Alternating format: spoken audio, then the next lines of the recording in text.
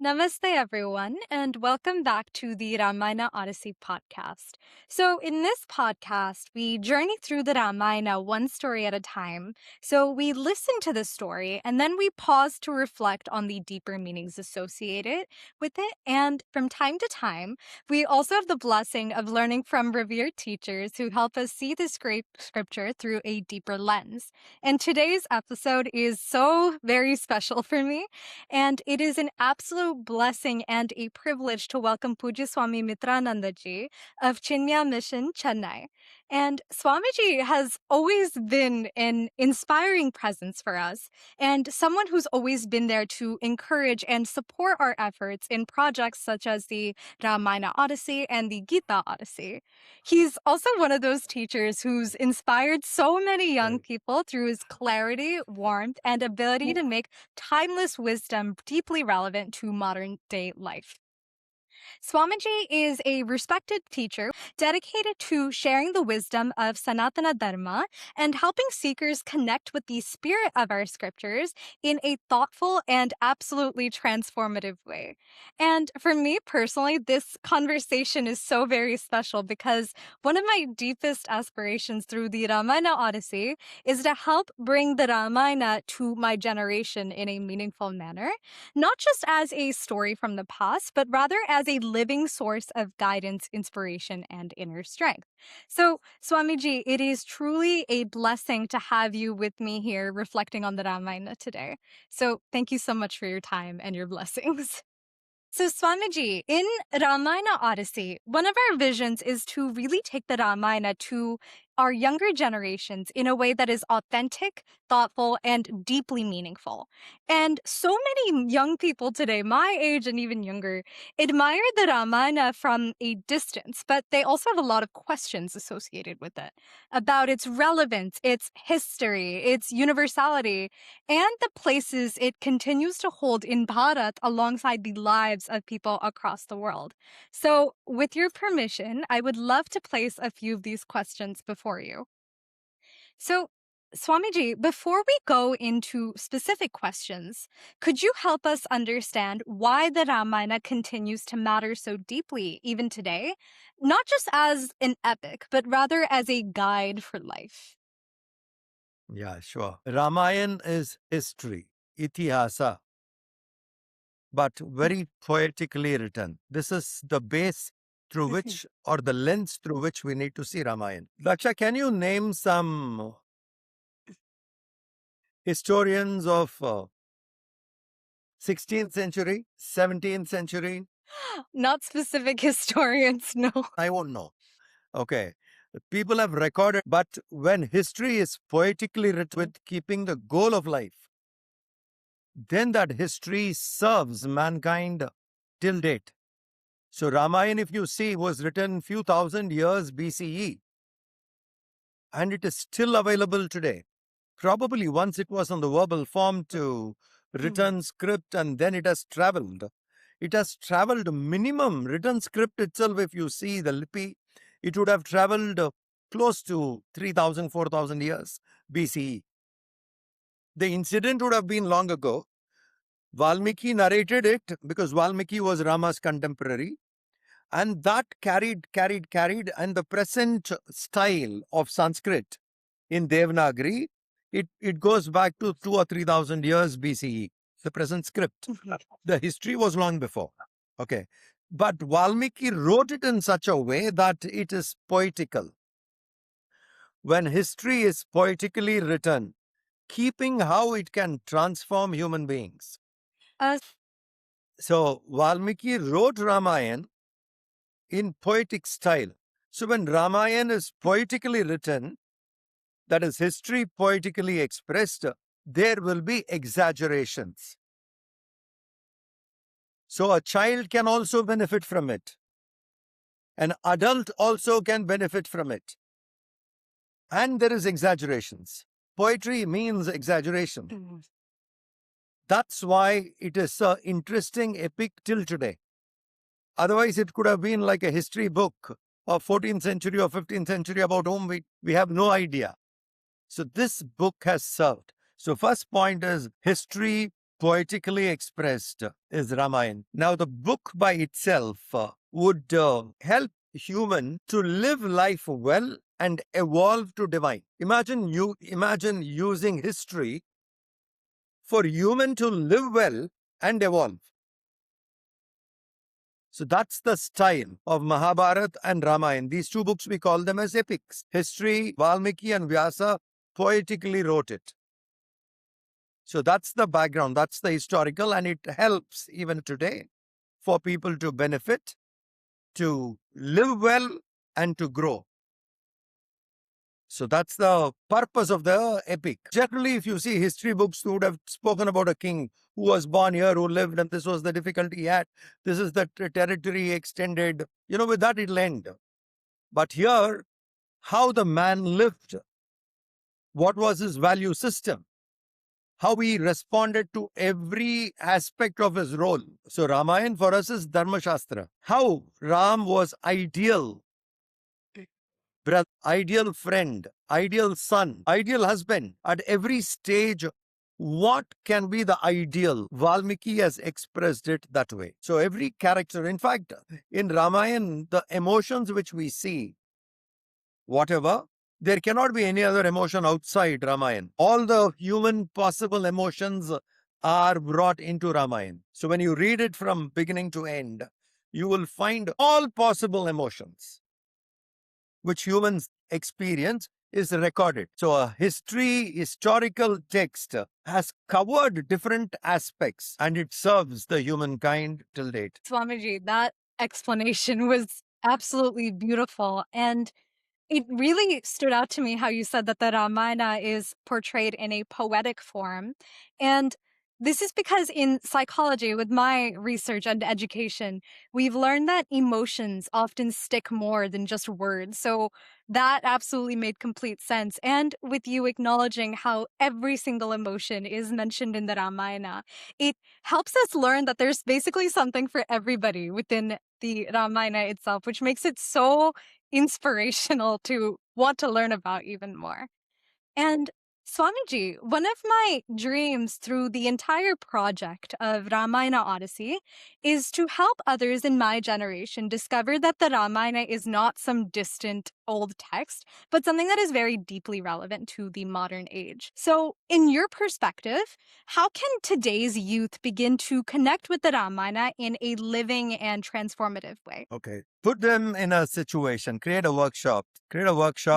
You call them, give them a situation and say, what is the ideal response? If they need to choose between giving a word and selfishness, what is the ideal response? So they need to go back and, like on analysis, they will say, the ideal response is to keep the word you gave. Then you say, that's what Ram did. So create situations and ask them what is the ideal response. Debate on it. Eventually, people will arrive saying, yeah, this was the ideal response. What Bharat did was ideal response. See, for example, Bharat was innocent. He had no clue of what was happening. And when he came back to Ayodhya and saw his father dead, and Ram was on an exile, and there are people thinking Bharat was wrong. Bharat conspired with Kaikeyi. He couldn't take all that. He was shattered. So he said, first thing I need to do is go and bring back Ram to Ayodhya. I'll do it personally. And he went. Shatrughna joined and everybody joined with him. Bharat tried his best to convey Ram to come back. Ram refused. Now Bharat came back. What is the ideal way to be a king? He did not enter the kingdom. He stayed outside, kept the Padukas in the throne of Ayodhya, lived like a hermit. And he said, now I have got a kingdom of my father. I need to give this to Ram. After 14 years, when I give this to Ram, I will make it 10 times larger, bigger, mightier, wealthier, richer, and then hand over it to Ram. Now you see this. It's such a beautiful thing that someone has given it to you. You are a caretaker and you take care of it well. You expand it, you do it, and then you offer it back. So Ayodhya was one of the richest countries at that time. And that Bharat expanded 10 times more. If the cattle wealth was this, when Ram came, he said, Ram, what father left was this much. In 14 years, I have expanded it 10 times. And that's my offer. Wealth, cattle, gold, anything you take, whatever is required for a kingdom, Bharat made sure that I expanded 10 times minimum. Not double, growing 10 times more. It's a tremendous task to do it in 14 years. A growth can be 3%, 4%, but you're making it 10 times bigger.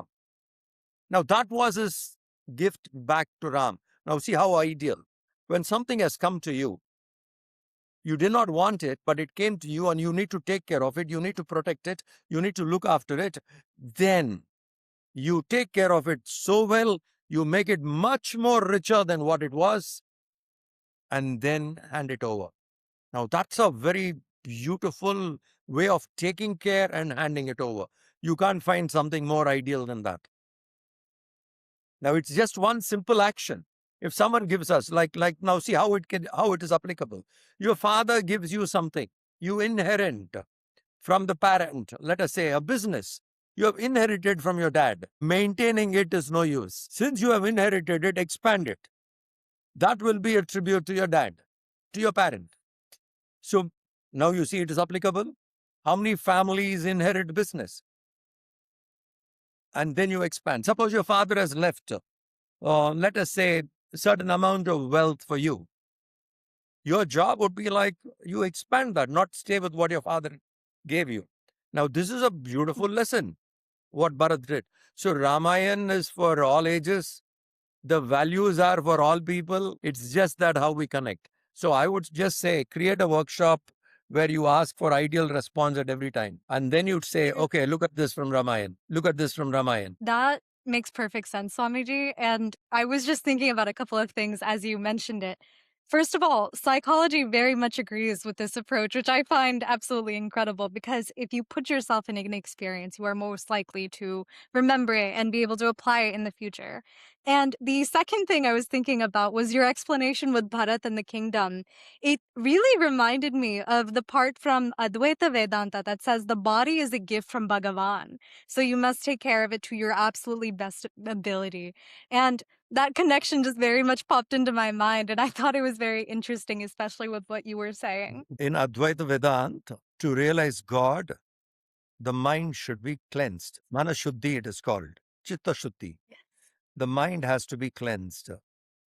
Except selfless work, there is no other method or deep meditation possible. Otherwise, it is through selfless seva, mind gets cleansed. So for Bharat, taking care of the kingdom was worship. And he has to offer it to his brother. So the entire 14 years was only seva. So now when you do 14 years of seva, you're cleansed. That's when Advaita points out as moksha happens.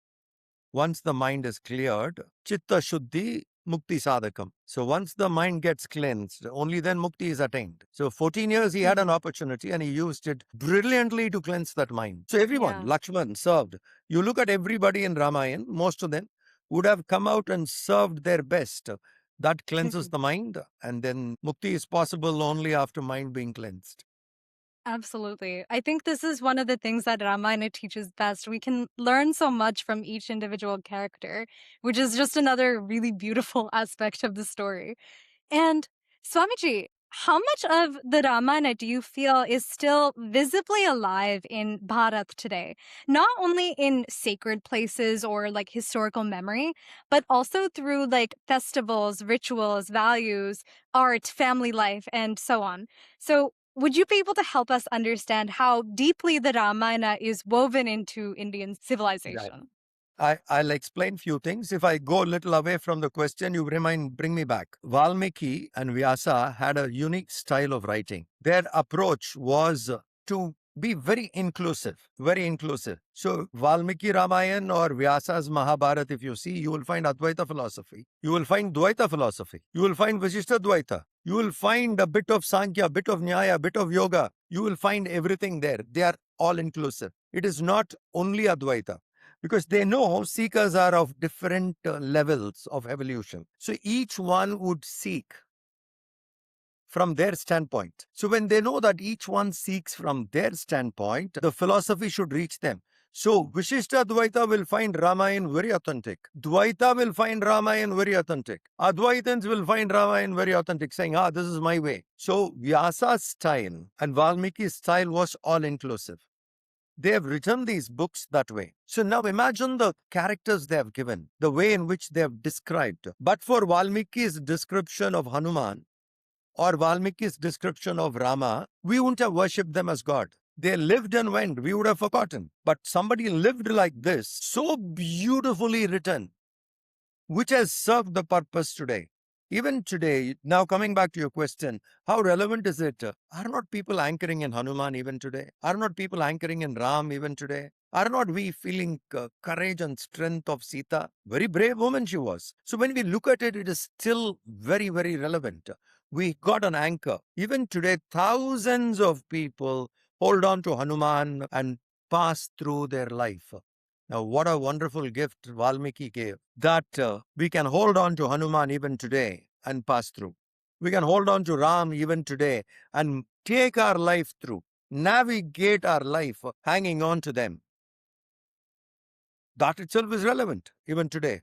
So the description of Valmiki, of Hanuman, Lakshman, Ram, Sita, Bharat, we almost place them at worship level.